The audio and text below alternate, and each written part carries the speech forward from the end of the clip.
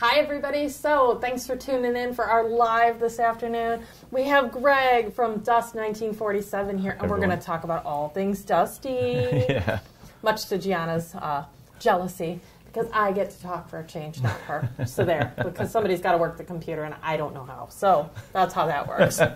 So how's the show been? Oh, it has been absolutely amazing. Adepticon is always a good show for us, obviously, because the crowd is really focused on miniatures, but for us, Dust is it's really a good show where people discover the game or rediscover the game.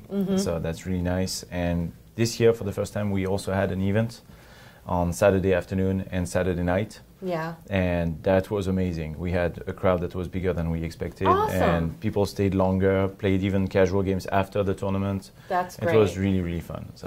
That's great. And so Paolo played in the tournament, yes? Paolo and Olivier. Nice. So both the creator of the universe and the creator of the game. So. And how did they do? Oh, they did crap. Paolo has a tradition is that he loses all his games all the time, and he doesn't necessarily do it on purpose. So it was really funny. But everyone had fun. We had our youngest player was 10. And he was ecstatic. Great. He got some products signed by Paolo and Olivier, nice. And he was like keeping the boxes even opened because and even the old cards because he was like they're collector now, and it was really adorable. And yeah, we had old players, new players, people that just bought starter sets, and actually complete armies on the booth during the afternoon, getting to the event at night. How awesome is that? And just playing, and they were really enjoying it. So that's great. No, I know we just talked about this when we saw you guys at the last convention.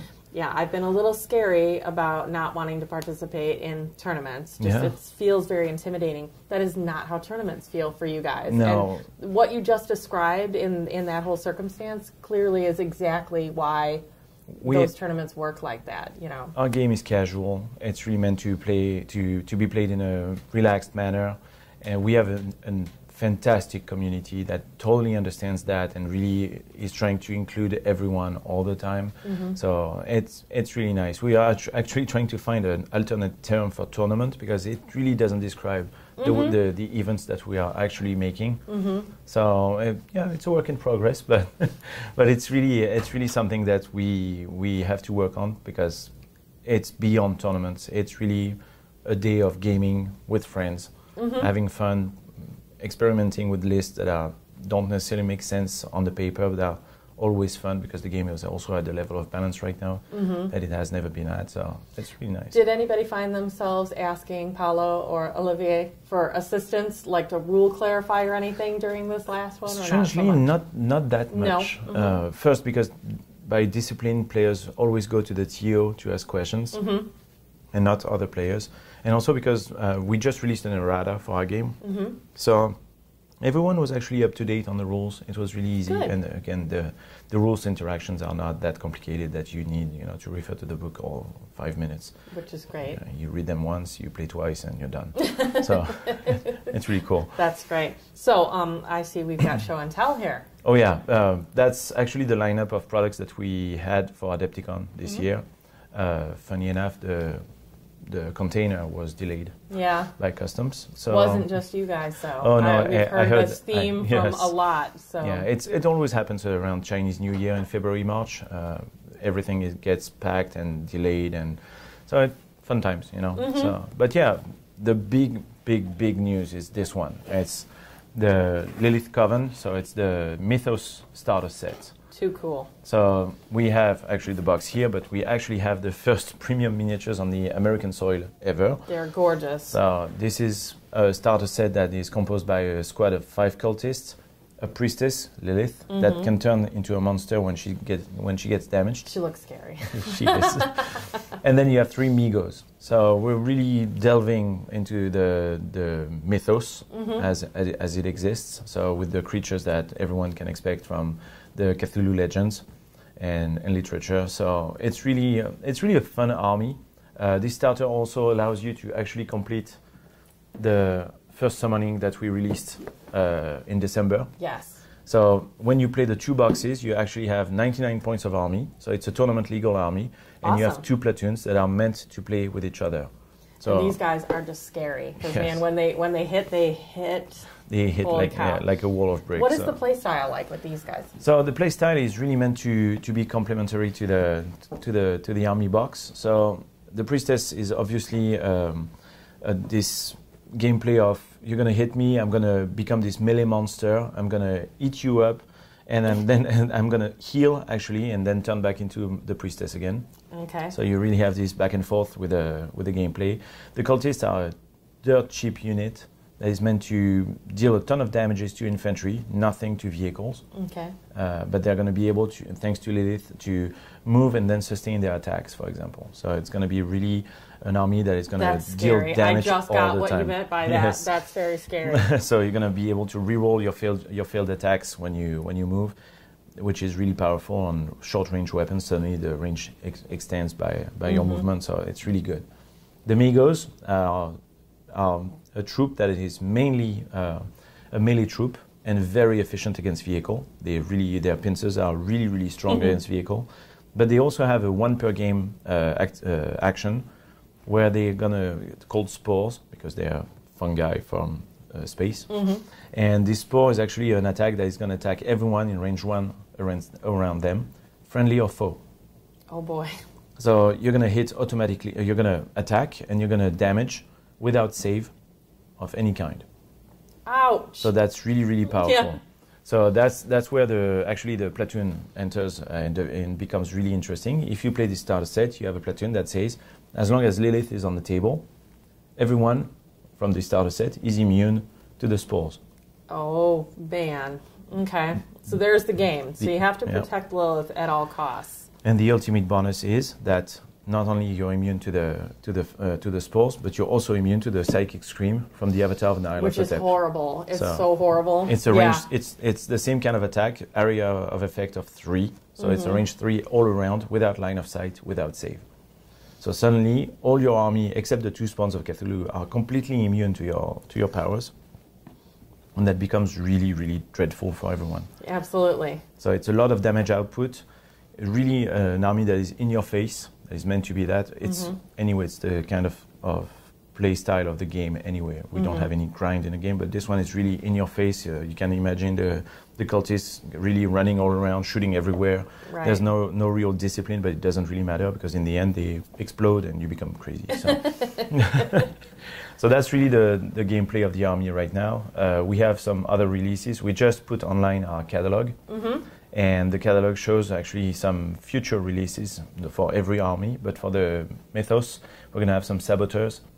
And the saboteur squads right now have a platoon that says if you play them with a specific hero, the hero and the unit that he joins are becoming spy.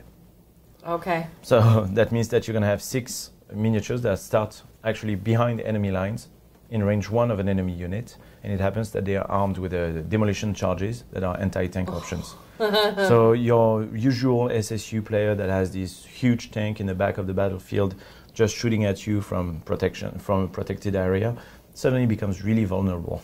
I don't like this news, right? As an SSU player, I don't like this news at all. So you're just going to have to play your tanks a little bit more aggressively in the middle of the table. Holy cow, that's scary. Yeah, Mythos is going to be a really it was a breathing space for Olivier.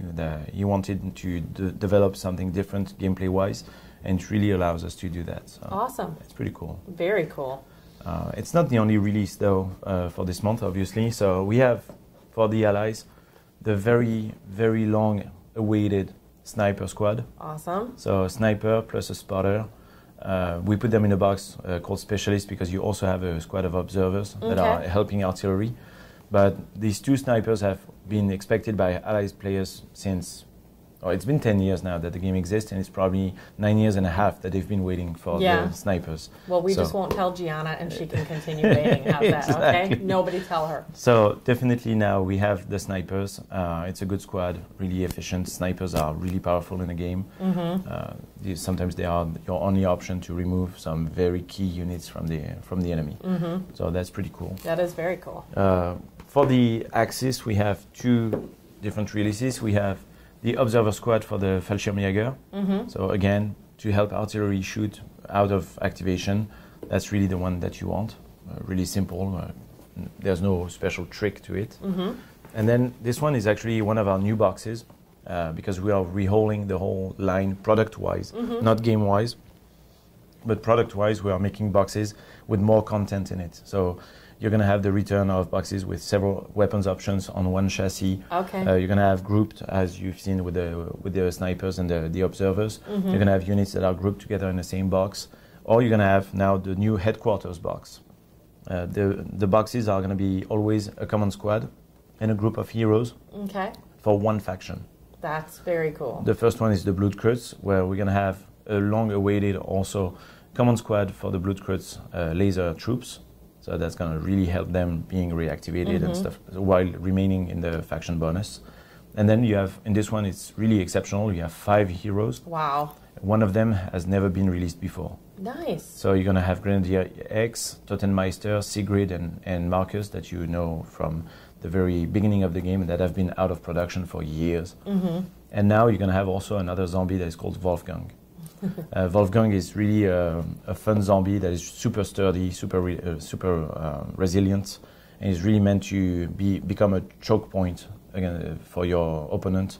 That is going to have to take care of him because he's really so sturdy, and even though he doesn't hit that hard, that you're going to have to take care of him, and that will deviate the danger, your threat, to Wolfgang instead of shooting your other units. So it's really a good box at a very good price because obviously grouping everything like that allows us to make also better prices on the products. So are is that headquarters line going to be for each of the factions? Yes, each of the factions is going to have at least one. Sometimes you're going to have also hero boxes that are going to be released after the headquarters to complete because you have more heroes than just the ones that are in the box. So you're going to have the same one for the USMC, for example, that is going to have Machete Mac, Silent Jack, and you're going to have a third hero in it. Okay. You're going to have the same for the Desert Scorpions. Nice. So this one belongs to the Desert Scorpions, and the headquarter box will have Maggie, the sniper that we released as a preview last year. Right. It's going to have Greg and Easy, that was also a pilot released last year as a preview, and it's going to have Marek, a hero with a heavy phaser. This one is Sean, and this is our convention exclusive miniature. Nice. It's a miniature that we created for the starter set. So you're going to have the same miniature in the starter set, but with a different sculpt. Oh, so that's instead cool. of holding the machine gun and having the claymore in the back, you're going to have actually the claymore in his hands and the machine gun in his back. Cool. And it's going to be released at Gen Con, but this one is actually available right now. Okay. So very nice. That's pretty cool. Love it. And then the latest release for the SSU. Look at that. The Assaulter controller, along with a unit of Chinese volunteers. Very cool. Again, a grouped box where you have two options for the chopper.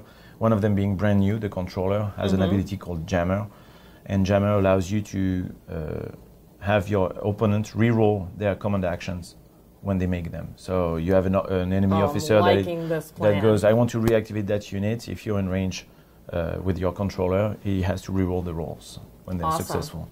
So really a good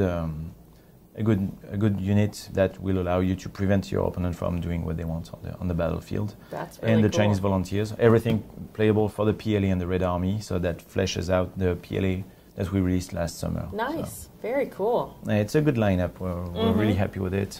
People were really excited about it. So I like the variety you guys have with the combinations that you can do within the armies because you can branch out and you can incorporate the different cool bits, into your army, or you can go for getting more of the bonuses by staying true to one aspect of the faction. You can be true and specific, or you can be really generalistic and take everything you need in a list for your needs. So. Very cool, awesome. And then what do we have here? This is the box for Sean. For Sean. Yeah. What is going to be coming next for Dust? Anything we can talk about? So next, we're going to have releases for every major conventions. So the next one is going to be for Origins, then it's going to be for Gen Con, and then it's going to be for PAX Unplugged and Christmas. Nice. So for Origins, for example, the next big releases are the new army boxes.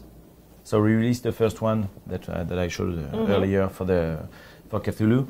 but actually we're going to have one for every faction that has a starter set. Wow. So you're going to have one for the USMC and one for the Blutkreuz in June. Then you're going to have one for the Spetsnaz and for the NDAC in August. And we're going to continue like that with every faction. These army boxes are a group of units. So you're going to have 3 units and 1 vehicle. And they're going to be specifically priced. So you're going to have basically $120, sorry, of value. And it's going to be marketed at 90. Can't beat that. Exactly. So the idea is that you take your starter set and then you want to flesh out your army a little bit rapidly. You buy the army box right away, and that makes it really playable at a bigger size, still manageable, and always efficient because it's meant to go with the starter set. Right. So that's really the big news that we have for June. The biggest preview that I can give you right now is that in December we have the Japanese Imperial Navy that is confirmed. So we are working on it. It's going to be a new starter set plus a couple new releases next to it to help with the release. But really the starter set is going to be made of 1 unit, 1 hero, 1 walker as usual. But the unit is going to be a unit of ninjas. Come on, ninjas. The hero is going to be actually Wang Xiwang, which we have previewed on our posters in every convention for years. So now she's finally being released. That's cool. Yeah, we're really excited about that. And then the walker is going to be a typical Japanese walker. This one is going to have an anti-aircraft option, but the walker that is released at the same time is going to have the specific weapon for the Japanese Imperial Navy, the railgun. Oh. So it's going to be massive. Most of the time, the railgun will take so much room that it will take also the second slot of weapon that usually walkers have. So it's going to be really, really fun. We're going to have amphibious options for these walkers later, where they have this hull of a boat on the front and the back, because like Transformers, basically, they turn into ships. So it's going to be. This is really the biggest thing that we're going to have at the end of the year. Awesome. Exciting stuff. Yeah. Exciting stuff. Definitely. Well, we really feel like people are embracing the game. Is that how it's been from your guys' perspective? Oh, definitely. I mean, as I said, the tournament was mainly made with new people, and that was really fantastic. We have a lot of new players. The game is really fun, and people are really looking for this game that is fast enough that they can play almost any time and have enough options that they are not getting bored without getting swamped in million releases. Right, exactly.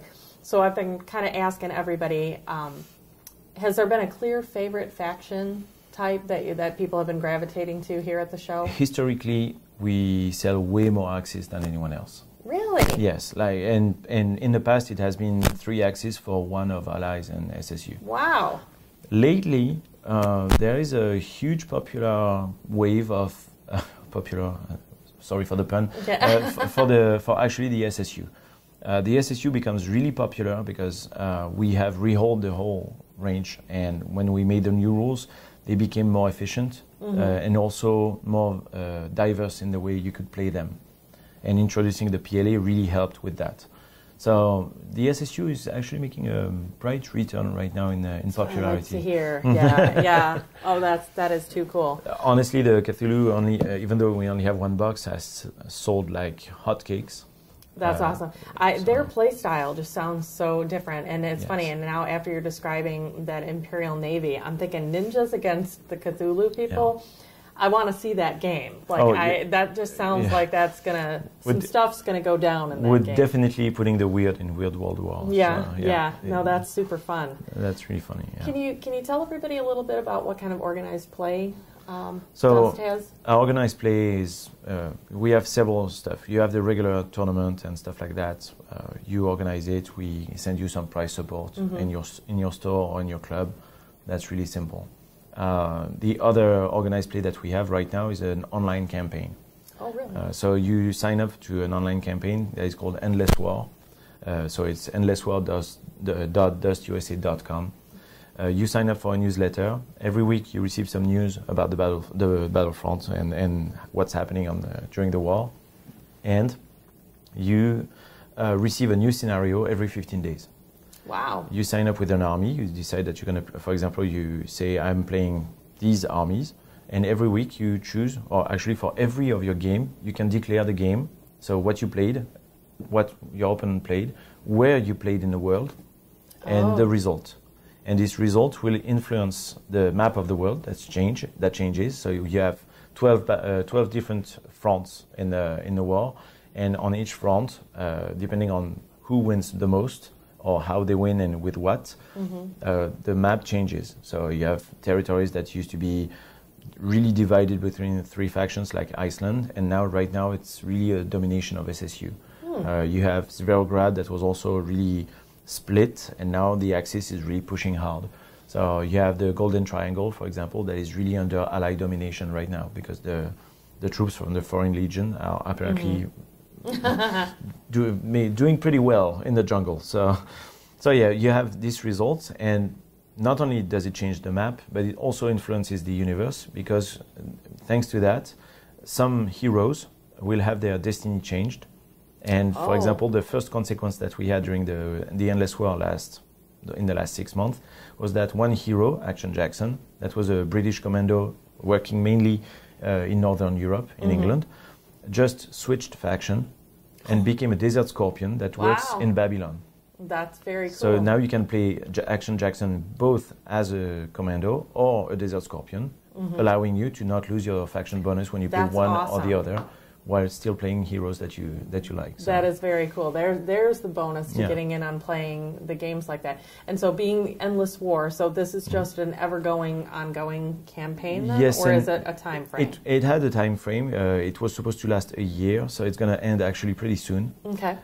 It's going to end actually for Gen Con with the release of Operation Hellgate, which is our new campaign book. Which is also one of the biggest releases of the year. Awesome. So we've shown already Operation Condor, which was a campaign book focused on Babylon and what was starting to fester from the undergrounds of Babylon. Right. Obviously, that was that. Yeah. But we were really focusing on the Luftwaffe. That was the faction that we released at the same time. Operation Hellgate is going to be way more ambitious. It's a book that is going to change the face of dust in a significant manner with the universe, because the gist of it is that the cultists are really getting out of their lairs everywhere in the world, even in places where you didn't expect them. And that's going to have consequences for everyone. So the book is going to explain to you how the cultists developed in secret for decades, what the Japanese Imperial Navy found in the Pacific that they shouldn't have found. That sounds ominous. Why this young woman with a saber-toothed tiger went from Russia to Babylon to grab the body of Rasputin and start this ritual that actually gave birth to the avatar of Nyarlathotep and woke up Rasputin.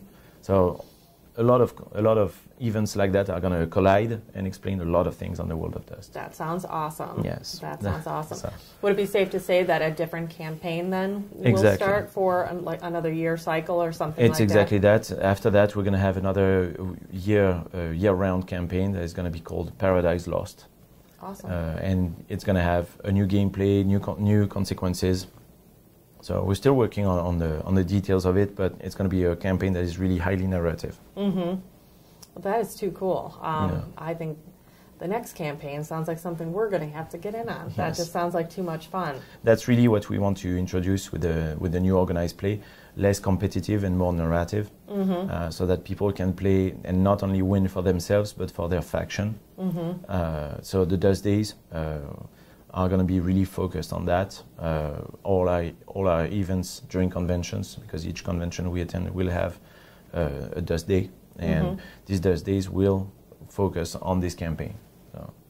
That is very exciting. It is. So much stuff. Oh my gosh, Gen Con's going to be ridiculous. Yes, and actually another release for Gen Con is going to be the starter set for the Desert Scorpions. I keep forgetting stuff, but yeah, that's okay. The lineup the lineup is so massive this year that it's really funny. So it was supposed to be released last Gen Con, and actually we delayed it because Paolo was working on a way to make them in hard plastic.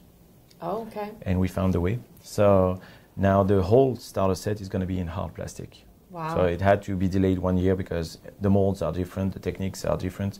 So it had to be redone from scratch.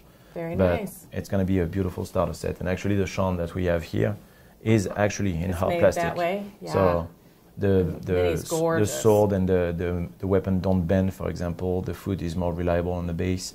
So it's really, it allows us to put more details in the miniatures. So well, that's exciting. Yeah, we have a very, very good plastic right now. Yeah. Yeah. That's awesome. So, one thing we didn't quite clearly talk about, and I know the ones we're looking at here too, so you can get minis 2 ways, right? 3 actually. Oh, 3. You have the model kit where you can buy them on sprues and you paint them. And then you can have them primed. So this is like that. They are put together. You have a layer of primer. The primer is specific to the plastic we use, so it doesn't flake off ever. So it's going to be green for the allies, gray for the Axis, red for the SSU, yellow for the mercenaries, purple for the mythos. So it's really easy to identify your troops on the table, even if you play against someone else. And then you have the premium version, which is what we're showing right now. It's right out of the box. So they are just incredible. Yes, I mean, for pre-paints, these are beautiful. Like somebody has spent a great deal of time working on this. Yeah, it's actually for the Migos, the story is actually funny. It's one person that painted all the premium Migos that we have right now. Oh my, so, yeah. Yeah, he did a really great job, but it's actually the head painter that had to do it by himself because he was unable to train our team to do it in a fast enough for us to have it for delivery. So. I'm just looking at the color gradient here. I mean, it's so pretty. It's not just like block colors thrown down. No. It's not pre-painted. It's really painted. It's we're talking about several layers, airbrush, washes. I mean, all the techniques are employed here. They're gorgeous, gorgeous. Yeah. They obviously come at a premium, and that's the reason why we call them this way. But yeah, we are really happy with the quality of our paintings. Awesome. So let's pick your brain and let's put you on the spot here. So if you have to pick a favorite, do you have a favorite faction? Like, what do you gravitate towards? Oh, personally, allies. Your allies? Yeah. I really what's your love reason behind them? Oh, the pounder. Oh yeah. Yeah, I love the chassis of the medium walkers. I've always loved them, even when I didn't like the game. Oh yeah. I love the pounder, so it was really funny. But yeah, their chassis is really nice. I love the turret. I love the ridiculousness of it. It's really a faction that I like. And right now, I really enjoy playing heavy rangers. It started as a challenge actually with a friend of mine who owns a podcast, Skirmish Supremacy, with who we do some podcasts of strategy around Dust. Sure. And he loves the miniatures of the Heavy Ranger, but he hates their gameplay. Really? And he feels that it's missing something to be really efficient. And I was trying to convince him that it was not the case, so I started building some armies. And actually right now I'm playing Heavy Rangers on every show that I play at. Yeah. Which is not that many, sadly, but still when I play, and it's actually pretty successful. So I have a lot of fun with them. That's cool. So you've essentially kind of proved him wrong, that look, I can use these in a really functional way. That's the point, but I need more victories to make it more obvious. Gotcha, for sure. So Nick, it's for you. Yeah. But yeah, the allies are really my favorite. I am really tempted though by the cultists. Yeah. I've been playing also a lot of Cthulhu lately to show the box during events, and it's really fun to play. Yeah. It's really so different from the other factions that it really... Yeah, it's a breath of fresh air. So it's really different. You don't have the same habits. You don't have the same behavior on the table. So it's really fresh. So with the cultists now, I'm really curious to see how we can. Yeah, I am too. But just by how you described what they each can bring to it. And you put so much points in your monsters because it's 81 points out of the 99 of the two platoons. Yeah, that's huge. Losing the cultist is not going to be relevant, which it's pretty fluffy.